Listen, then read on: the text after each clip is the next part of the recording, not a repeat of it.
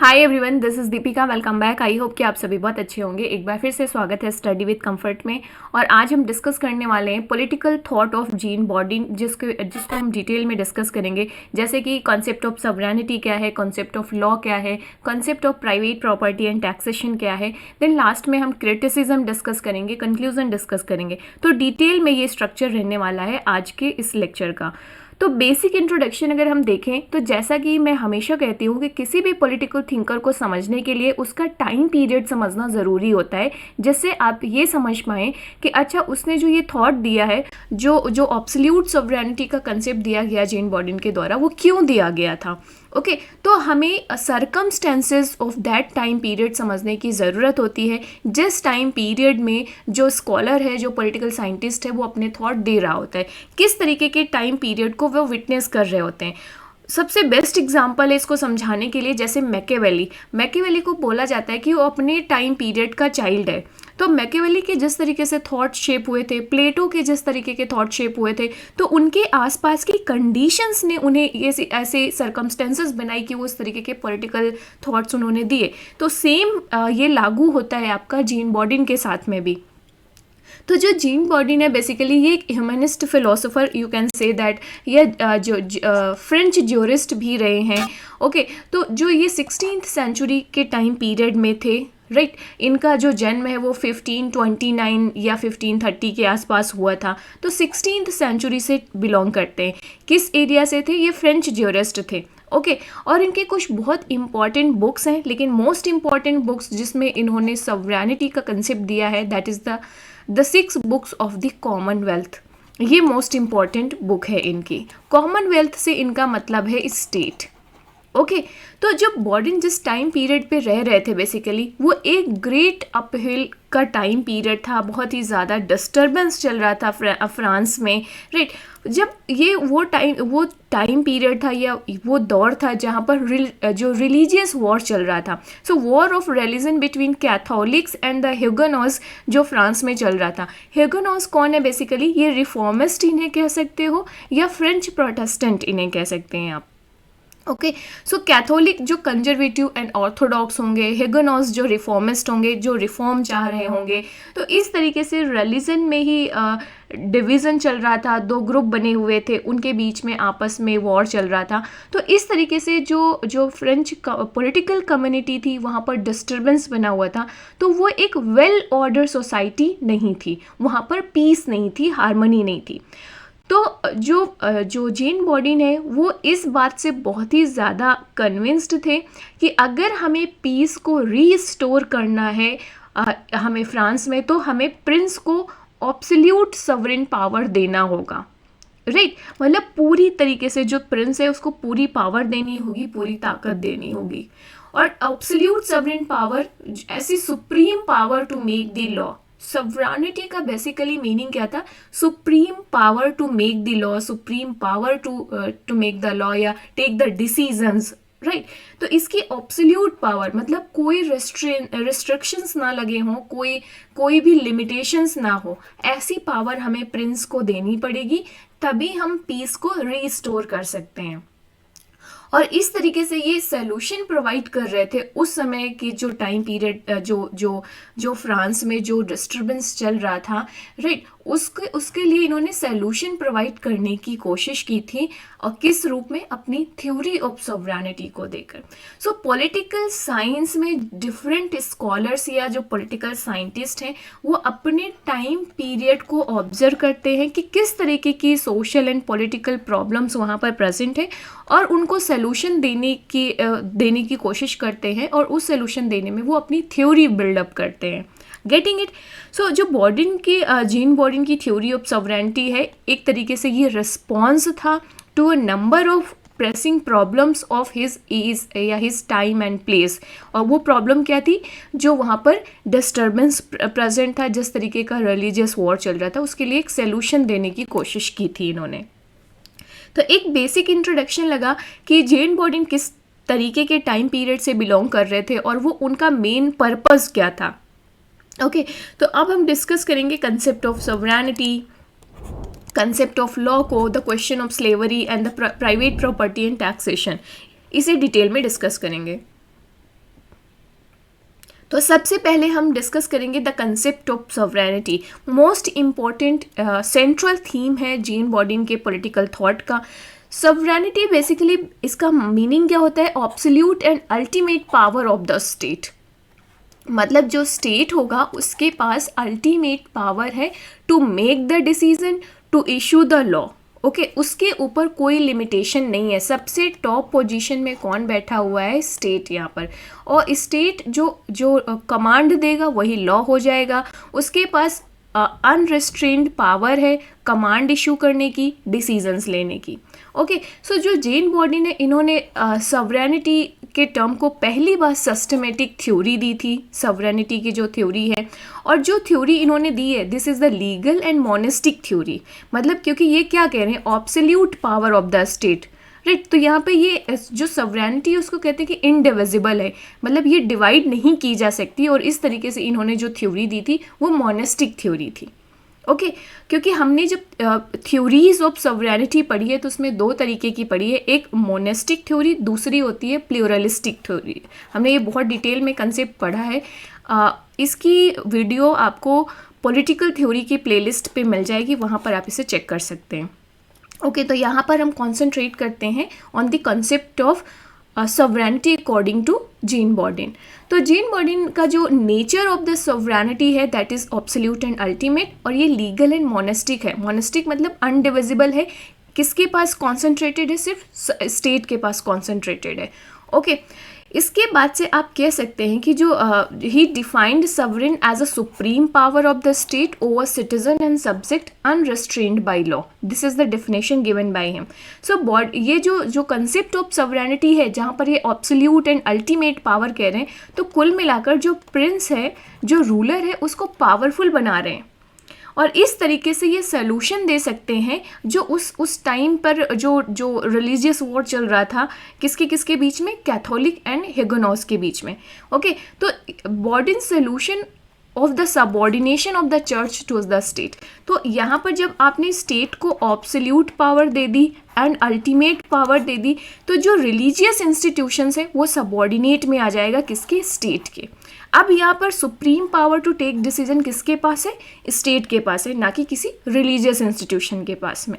Okay, तो purpose आपको समझ में आ गया होगा, और ये मोस्ट इम्पॉर्टेंट या फंडामेंटल होता है किसी भी पॉलिटिकल साइंटिस्ट को समझने के लिए।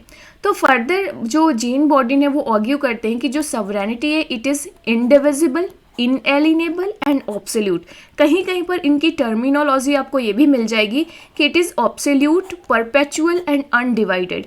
मतलब ऑब्सोल्यूट है, सिर्फ एक पर्सन के पास है, कॉन्सेंट्रेटेड है और उस पर कोई लिमिटेशन नहीं, this is absolute. Okay, perpetual है, हमेशा प्रेजेंट रहने वाली, अनडिवाइडेड है, किसी और के साथ शेयर नहीं की जा सकती है, ये सिर्फ स्टेट के पास कॉन्सेंट्रेटेड रहेगी। Okay, in this view, sovereign has complete control over the state, its people and its territory. क्या है? Complete control, and this is the absolute power. So he believed that the sovereignty could not be divided or shared, and that the monarch authority is final. तो अब divided और shared नहीं है, इसकी वजह से हम कहते हैं it is indivisible. और जो monarch, जो prince है, उसकी अथॉरिटी का जो भी डिसीजन होगा वो फाइनल होगा। ओके, क्योंकि उसके पास ऑब्सोल्यूट पावर है। तो ये आप लिख सकते हैं कंसेप्ट ऑफ सॉवरेनिटी जो जीन बॉडिन के द्वारा दिया गया। अब एक तरफ इसमें आपको डोगमा देखने को मिलेगा एक तरीके से कि एक तरफ वो बात करते हैं कि जो सॉवरेनिटी है दैट इज़ ऑब्सोल्यूट। सॉवरेनिटी क्या है? ऑब्सोल्यूट है, अनडिवाइडेड है, राइट। बट इन्होंने आगे चलकर आप देखेंगे कि कुछ लिमिटेशंस भी लगा दी सॉवरेन प्रिंस पर या जो स्टेट अथॉरिटी है उस पर। और ये जो इन्होंने जो लिमिटेशन लगाई है वो किस आधार पर लगाया कि divine law and natural law. So जो सॉवरेन है, जो सॉवरेन प्रिंस है, जो स्टेट है, उसकी ऑब्सोल्यूट अथॉरिटी पर कुछ लिमिटेशन है, that is divine law and natural law. और इसी पॉइंट को लेकर आप देखेंगे कि सबसे ज़्यादा क्रिटिसिज्म किया गया है जीन बॉडिन का कि इनमें क्लैरिटी नहीं है। कभी ये कहते हैं कि ऑब्सोल्यूट पावर है और फिर ऊपर से आप रेस्ट्रिक्शंस एंड लिमिटेशन भी लगा रहे हैं, तो फिर वो पावर ऑब्सोल्यूट कैसे रही? तो जीन बॉडिन का बेसिकली जो ऑब्सोल्यूट पावर कहने का मतलब था कि जो सॉवरेन है दैट इज़ ऑब्सोल्यूट, राइट। ये इसलिए कहते हैं क्योंकि ये it is not bounded by the civil law, neither by the laws of the जो प्रीडिसर्स रहे होंगे उनके द्वारा। तो ये इस सेंस में जो जीन बॉडीन है वो ऑब्सोल्यूट कह रहे हैं अपनी सवरिन पावर को या सवरेनिटी ऑफ द स्टेट को, राइट। तो जीन बॉडीन ने इसे एक्सप्लेन किया है कि सिविल लॉ के द्वारा हम इसे बाउंड नहीं कर सकते, रेस्ट्रेन नहीं कर सकते हैं जो सवरेनिटी ऑफ द स्टेट है। लेकिन हाँ, कुछ ऐसे रूल्स हैं जैसे कि all earthly princes have the obligation to follow the law of God and nature. So divine law या लॉ ऑफ गॉड या जो लॉ ऑफ द नेचर्स हैं उसको फॉलो करना ज़रूरी है, किसके लिए? सभी प्रिंस के लिए। और यही लिमिटेशन हो जाती है upon the authority of sovereign prince. तो जो ऑब्सोल्यूट कह रहे हैं वो किस सेंस में कह रहे हैं कि कोई भी सिविल लॉ के द्वारा, मतलब जैसे अब मैं थोड़ा सा इसे और समझा दूं आपको ताकि कंफ्यूजन ना हो। सबसे टॉप पे क्या बैठा हुआ है? स्टेट। मान लीजिए इसके नीचे मिनिस्टर्स होंगे या इसके नीचे जुडिशरी होगी या रिलीजन होगा, राइट। ये क्या है? किसी भी पॉलिटिकल कम्युनिटी में इस तरीके के social institution, religious institutions present होते हैं कि नहीं होते हैं? होते हैं ना। तो जो स्टेट की अथॉरिटी है ये ऑब्सोल्यूट है और इस पर कोई भी इंटरफेयर नहीं कर सकता, रिस्ट्रिक्शंस नहीं लगा सकता है जो ये अदर इंस्टीट्यूशंस हैं। तो कोई भी सिविल लॉ जो है कि फॉर एग्जांपल मिनिस्टर्स इनको काउंटर कर दें, तो कोई भी सिविल लॉ इस पर लिमिटेशन नहीं लगा सकता। कुछ ऑब्लिगेशंस हैं, लिमिटेशंस हैं, वो है डिवाइन लॉ। जो लॉ ऑफ गॉड है या लॉ ऑफ नेचर है उसको वो लिमिटेशंस है सवरेन प्रिंस पे, क्योंकि सभी जो धरती के या जो पृथ्वी के सभी प्रिंस हैं उनके लिए ये ऑब्लिगेशन है कि वो फॉलो करें लॉ ऑफ गॉड को या लॉ ऑफ नेचर को। ओके, तो आई होप कि अभी आपको ये कन्फ्यूज़न नहीं रहेगा। ये पॉइंट ऑफ क्रिटिसिज्म तो है भाई, एक तरफ आप ऑब्सोल्यूट पावर भी कह रहे हो, दूसरी तरफ लिमिटेशन भी लगा रहे हो, लेकिन आपको ये समझने की ज़रूरत है कि ऑब्सोल्यूट किस सेंस में है। सिविल लॉ के द्वारा कोई रिस्ट्रिक्शंस नहीं लगाए जाएंगे। ओके, हाँ, जो डिवाइन लॉ है, नेचुरल लॉ है, उनके उस पॉइंट ऑफ व्यू पे रिस्ट्रिक्शंस हैं। नेक्स्ट कुछ और रिस्ट्रिक्शंस या लिमिटेशन की बात की गई है यहाँ पर कि जो सवरेन प्रिंस है उसकी अथॉरिटी पे लिमिटेशन। तो एक पहला पॉइंट आपको समझ में आया यहाँ पर। सेकंड पॉइंट है there are certain fundamental laws of the society, जैसे कि inheritance of the property to son only. तो ये सोसाइटी के कुछ फंडामेंटल प्रिंसिपल्स हैं, फंडामेंटल लॉज हैं, ये भी लिमिटेशंस होते हैं सवरेन प्रिंस पे। अब जैसे मान लीजिए कि जो प्रॉपर्टी है वो बेटे के द्वारा इनहेरिट की जाती है, ये एक फंडामेंटल लॉ है सोसाइटी का। ओके, अब इसको सवरेन चेंज नहीं कर सकता है क्योंकि ये फंडामेंटल लॉ है सोसाइटी का, ये लिमिटेशन है सवरेन प्रिंस पे, इस पर वो कुछ इसको उसे मानना ही पड़ेगा। देन प्रॉपर्टी का कंसेप्ट, तो जैसे कि जो बॉर्डन ने कहा है कि जो प्राइवेट प्रॉपर्टी है ना, इसको हम इंडिविजुअल से आर्बिट्ररी मैनर पे नहीं ले सकते कि कल को सवरेन प्रिंस ने डिसीजन इशू किया कि सभी लोग अपनी अपनी प्रॉपर्टी का कुछ हिस्सा स्टेट के नाम कर दें, तो ऐसे इस तरीके से आप प्रॉपर्टी इंडिविजुअल से नहीं ले सकते हो।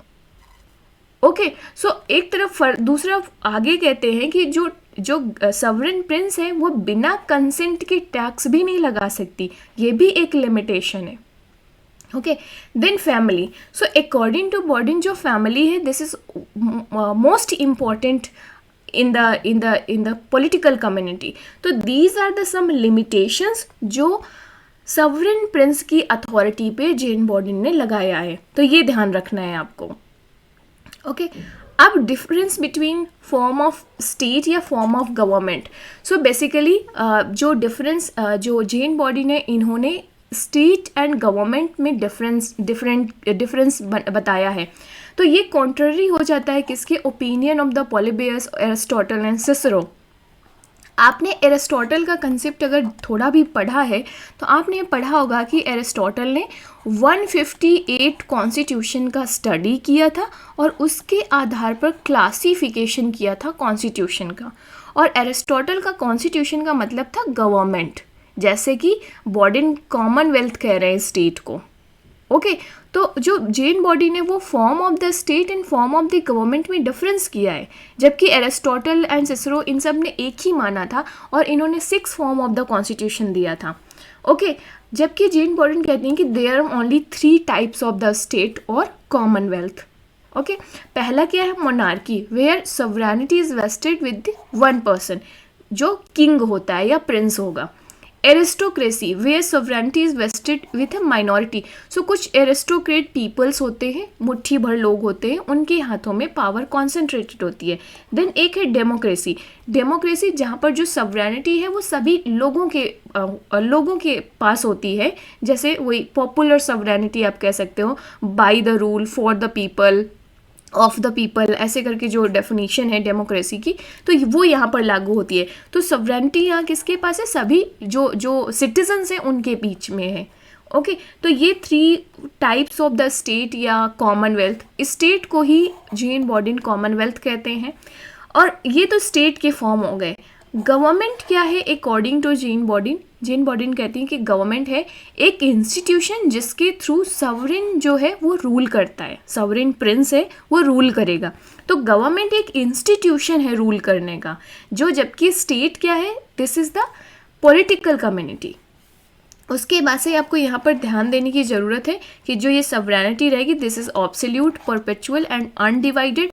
एंड ऑब्सोल्यूट हमने देख लिया था कि कोई भी सिविल लॉ के द्वारा रिस्ट्रिक्शंस नहीं लगाए जाएंगे। हाँ कुछ लिमिटेशंस बताई है जीन बॉर्डन ने, वो लिमिटेशंस क्या थी, जो लॉ ऑफ गॉड है या लॉ ऑफ नेचर है या private property, family, these are the some limitations on this absolute sovereignty. Okay तो ये कंसेप्ट यहाँ पर समझ में आ गया। थोड़ा बहुत लॉ का कंसेप्ट मैं समझाना चाहूँगी यहाँ पर। लॉ क्या है according to Jean Bodin, law is the command of the sovereign prince. So law क्या है, कमांड ऑफ द सॉवरेन है, और ये जो कमांड रहेगा, जो आदेश रहेगा सॉवरेन का, that is unconditional right to make, interpret and execute the law. Right, unconditional right है सॉवरेन का कि वो किस तरीके का लॉ बना रहा है, किस तरीके से लॉ को एग्जीक्यूट कर रहा है। जीन बॉर्डन लॉ को बहुत इंपॉर्टेंस देते हैं। जीन बॉर्डन का कहना है कि जो लॉ है ये कम्युनिटी को पॉलिटिकल कम्युनिटी बनाता है, make a community political in nature. Okay and it is necessary for well ordered society. अगर हमें सोसाइटी में वेल ऑर्डर बनाना है, वेल ऑर्डर को अचीव करना है या पीस को अचीव करना है, हार्मनी को अचीव करना है, तो ये लॉ बहुत ज़रूरी है उसके लिए। ओके और ये लॉ किसके द्वारा इशू किया जाएगा, सॉवरेन प्रिंस के द्वारा। तो ये तो कंसेप्ट हो गया सॉवरेनिटी का एंड लॉ का। नेक्स्ट आता है क्वेश्चन ऑफ स्लेवरी। तो जो जीन बॉर्डन है ये one of the earliest advocate थे जो बात कर रहे थे कि स्लेवरी का अबॉलिशन किया जाए, ख़त्म किया जाए। बिकॉज जो जीन बॉर्डन है ये कहते हैं कि जो स्लेवरी है this is universal phenomena, almost all part of the world पर एग्जिस्ट करती है और हमें इसे ख़त्म करना चाहिए, एलिमिनेट करना चाहिए। अब आप यहाँ पर देखेंगे कि जो जीन बॉर्डन है वो एरिस्टोटल के ओपिनियन को रिजेक्ट करते हैं। अगर आपने एरिस्टोटल का कंसेप्ट पढ़ा है और उसमें इनकी स्लेवरी का कंसेप्ट पढ़ा है, तो एरिस्टोटल ने क्या कहा था कि ये जो स्लेवरी है दिस इज़ नेचुरल, क्योंकि बाय बर्थ या नेचर के द्वारा 2 तरीके के ह्यूमन बीइंग होते हैं, एक मेंटली स्ट्रांग होते हैं, एक फिजिकली स्ट्रांग होते हैं। जो मेंटली स्ट्रांग होते हैं वो पॉलिटिकल एक्टिविटीज़, पॉलिटिकल अफेयर में पार्टिसिपेट करते हैं, स्टेट पे कंट्रीब्यूट करते हैं और इस तरीके से ये मास्टर्स बन जाते हैं। और जो फिजिकली स्ट्रांग है, जो हाउस होल्ड के काम करेंगे, जो प्रोडक्शन का काम करेंगे, वो स्लेव बन जाते हैं। तो नेचर ने ही इस 2 तरीके के पीपल्स को बनाया है, कुछ को मेंटली स्ट्रांग बनाया है, कुछ को फिजिकली स्ट्रांग बनाया है। तो स्लेवरी क्या है, नेचुरल है according to Aristotle. Jean Bodin इस पॉइंट ऑफ व्यू को रिजेक्ट करते हैं और कहते हैं कि जो स्लेवरी है this is not natural, slavery in most cases to be unnatural. Most cases में स्लेवरी अननेचुरल होती है अकॉर्डिंग टू जेन बॉर्डन। तो अगर ये क्यों, देखो कई जो जेन बॉर्डन है वो अबॉलिशन ऑफ द स्लेवरी की बात करते हैं कई फैक्टर्स पे। पहला ये कि जो स्लेवरी है this is not natural, this is unnatural basically. Second कहते हैं कि जो स्लेवरी है it is an basically religion के अगेंस्ट है, ये गुडविल के अगेंस्ट है, कंसेंट के अगेंस्ट है। ओके थर्ड पॉइंट कहते हैं कि जो स्लेवरी है दिस इज ये ह्यूमन डिग्निटी के अगेंस्ट है। ओके और इस तरीके से ये कहते हैं कि हमें स्लेवरी को ख़त्म किया जाना चाहिए। तो एरिस्टोटल का पॉइंट ऑफ व्यू के साथ कंपैरिजन जरूर करना वैल्यू एडिशन के लिए। नेक्स्ट एक पॉइंट ऑफ व्यू आता है private property and taxation. So body हमने ऊपर देख ही लिया था कि जो सवरिन की ऑब्सोल्यूट पावर है उसमें कुछ लिमिटेशंस लगाई थी, उसमें एक लिमिटेशन प्राइवेट प्रॉपर्टी थी और क्या था, और जो सोसाइटी के फंडामेंटल लॉज थे जैसे inheritance of the property by son only. Okay, तो प्राइवेट प्रॉपर्टी एंड टैक्सेशन के बारे में जेन बॉर्डिन कहते हैं कि जो सवरिन है वो उसे टैक्स नहीं लगाना चाहिए अपनी सब्जेक्ट पर विदाउट देयर कंसेंट। तो एक बहुत पॉपुलर स्टेटमेंट है इस रिगार्डिंग में जेन बॉर्डिन का कि it is not within the competence of any prince in the world to levy tax at will on his people, कि जो सवरिन प्रिंस है वो अपनी इच्छा से लोगों पर टैक्स नहीं लगा सकता। दुनिया का कोई भी प्रिंस ऐसा नहीं कर सकता क्योंकि ये उसके दायरे में नहीं आता, ये उसके कॉम्पिटेंस में आता ही नहीं है। प्राइवेट प्रॉपर्टी किसके डोमिनेंस में होती है? इंडिविजुअल के डोमिनेंस में होती है। और ये कहते हैं कि बिना कंसेंट से टैक्स नहीं लगाना चाहिए। तो ये कंसेंट हम कहाँ से लेंगे? ये कंसेंट हम लेंगे पार्लियामेंट से।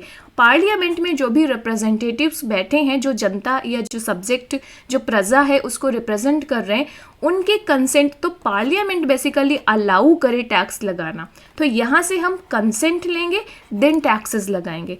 कोई भी प्रिंस, सवरिन प्रिंस जो है वो अपनी इच्छा से टैक्स नहीं लगाएगा। Getting it? तो ये हो गया प्राइवेट प्रॉपर्टी एंड टैक्सेशन के बारे में कुछ पॉइंट्स जो जेन बॉर्डिन ने दिया है। क्रिटिसिज्म देखते हैं हम, ये जो पॉइंट्स को क्रिटिकली इवैल्यूएट करते हैं। हो सकता है क्वेश्चन पूछ ले आपसे कि क्रिटिकली इवैल्यूएट करिए पॉलिटिकल थॉट ऑफ जॉन बॉर्डिन, तो जेन बॉर्डिन का आपको ये लिखना ज़रूरी है। तो सबसे पहले जो उनकी थ्योरी ऑफ सॉवरेनिटी है, लोग कुछ क्रिटिक्स है उनका मानना है कि दिस इज़ लॉजिकली इनकंसिस्टेंट। एक तरफ जो जेन बॉर्डिन है वो कह रहे हैं कि sovereignty is the supreme power, और दूसरी तरफ वेरियस लिमिटेशंस भी रख दे रहे हैं उस अथॉरिटी ऑफ सॉवरेनिटी में। तो ये कॉन्ट्रडिक्शंस दिखा रहा है, राइट, इनकंसिस्टेंसी दिखा रहा है in the thought of Jean Bodin. Okay, ये ध्यान रखना है।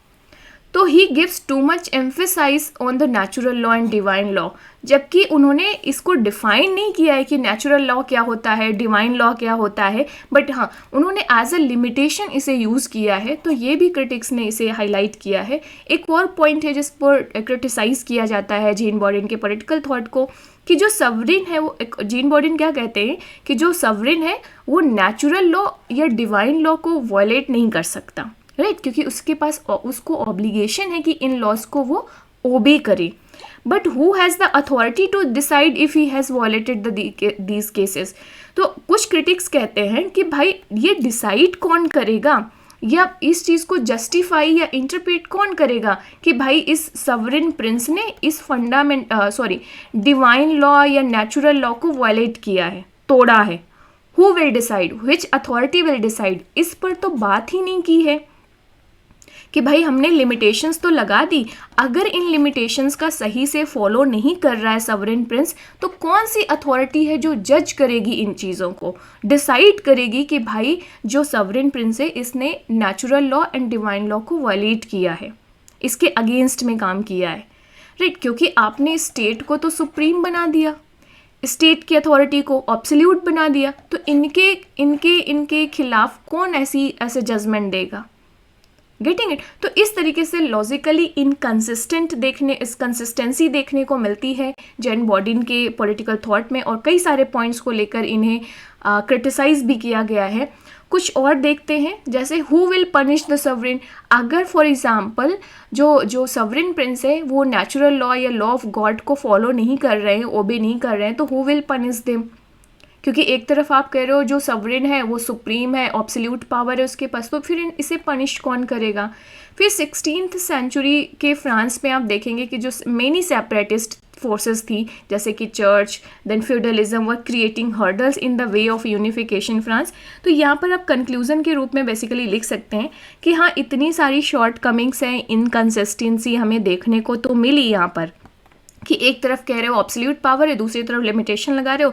लेकिन जो 16th सेंचुरी में फ्रांस की सिचुएशन थी, राइट, तो जो चर्च थे या फ्यूडलिज्म थे, ये हर्डल्स बन रहे थे on the way of unification of the France. France एक स्ट्रॉन्ग नेशन नहीं बन पा रहा था, यूनिफाइड नेशन नहीं बन पा रहा था, डिवाइडेड था, इन चर्च एक तरफ था, फ्यूडलिज्म एक तरफ था। तो ऐसी स्थिति में जो जीन बॉडिन है उन्होंने इस सोसाइटी को सोल्यूशन प्रोवाइड करने की कोशिश की, और उस सोल्यूशन में इन्होंने क्या किया, एक तरफ उन्होंने ऑब्सोल्यूट पावर का कंसेप्ट दिया, ऑब्सोल्यूट सॉवरेनिटी का कंसेप्ट दिया, राइट। और दूसरी तरफ उनका ये भी था कि भाई जो इंडिविजुअल फ्रीडम है वो भी इम्पॉर्टेंट है, प्राइवेट प्रॉपर्टी भी इंडिविजुअल की इम्पॉर्टेंट है। कहीं ऐसा ना हो कि जो ऑब्सोल्यूट सवरेन पावर है वो इंडिविजुअल की सवरेनिटी को ले ले, तो उन्होंने बहुत सारी लिमिटेशंस लगा दी।